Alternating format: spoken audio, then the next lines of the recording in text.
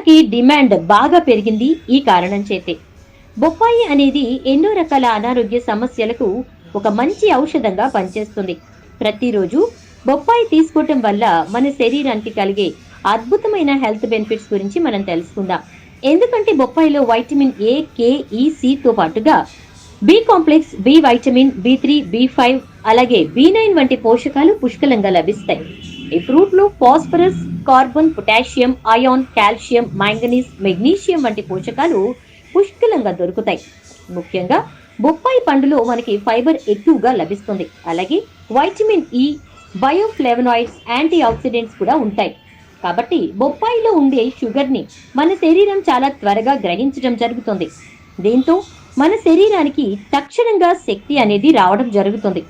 బొప్పాయిలో క్యాలరీలు అనేవి చాలా తక్కువగా ఉంటాయి. కాబట్టి మన శరీరంలో ఉండేటటువంటి